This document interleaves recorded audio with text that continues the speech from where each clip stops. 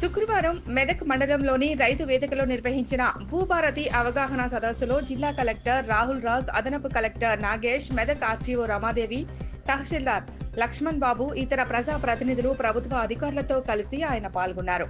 శాసనసభ్యులు మైనంపల్లి రోహిత్ రావు, జిల్లా కలెక్టర్ రాహుల్ రాజ్ రైతుల ఎడ్ల బండి ద్వారా ఘన స్వాగతం పలికారు. ఈ సందర్భంగా ఎమ్మెల్యే మాట్లాడారు. గతంలో తమ ప్రభుత్వం అధికారంలో ఉన్నప్పుడు పట్వారీ వ్యవస్థ ఉండేదని, అప్పుడు సంవత్సరానికి ఒకసారి జమాబందీ చేసి భూముల వివరాలు పకడ్బందీగా పహానీలో నమోదు చేసేవారని చెప్పారు. రైతులు తల్లిదండ్రుల తర్వాత భూమాతను నమ్ముకోవటం జరుగుతుందన్నారు. భూభారతి చట్టంపై అవగాహన కల్పనకు రాష్ట్ర వ్యాప్తంగా 4 మండలాలను పైలట్ ప్రాజెక్టుగా తీసుకుని రైతు సదస్సులు నిర్వహిస్తూ రైతుల నుండి సలహాలు, సూచనలు తీసుకుంటున్నామని తెలిపారు. రైతుల నుండి వచ్చిన సలహాలు, సూచనలు భూభారతి చట్టంలో పొందుపరచడానికి చర్యలు చేపడుతున్నట్లు తెలిపారు. రాష్ట్ర ప్రభుత్వం వీఆర్ఓలను నియమించి గ్రామ రెవెన్యూ అధికారులను తీసుకున్నట్లు తెలిపారు.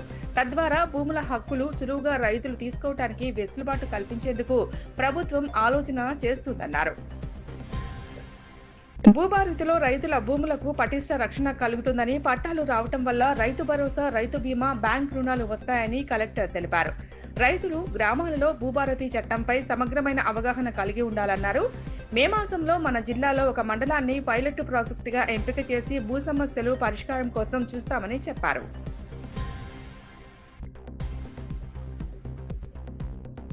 సంక్షేమ అభివృద్ధి కార్యక్రమాలు చేసినాం. ఇవన్నీ కూడా మరి మీకు వివరంగా చెప్తా.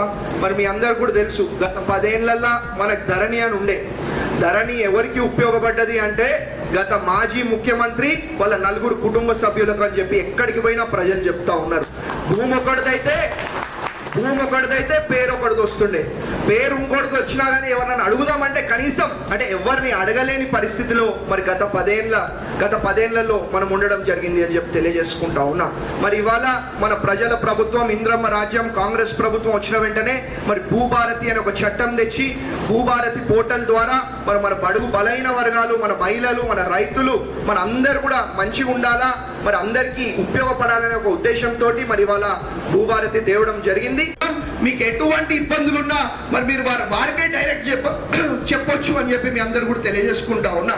కాబట్టి ఇంతకు ముందులాగా ఏదో ఎమ్మెల్యేలు ఇల్లు చుట్టూ, ఎంపీలు ఇల్లు చుట్టూ, ఎంఆర్ఎల్ చుట్టూ, ఆర్టీఓల చుట్టూ తిరిగే పరిస్థితి ఉండదు.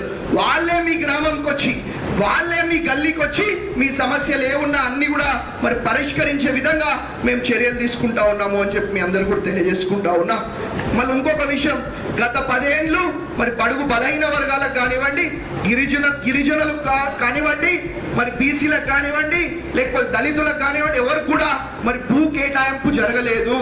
ఏదున్నా ఇంతకు ముందు మన ఇంద్రమ్మ రాజ్యంలో జరిగితే మళ్ళా ఇప్పుడు మన ఇంద్రమ్మ రాజ్యం వచ్చినాకనే జరుగుతుంది తప్ప 10 ఏళ్ళు ఎవరు కూడా ఎవరికి భూమి ఇయ్యలేదు అని చెప్పి తెలియజేసుకుంటా ఉన్నా.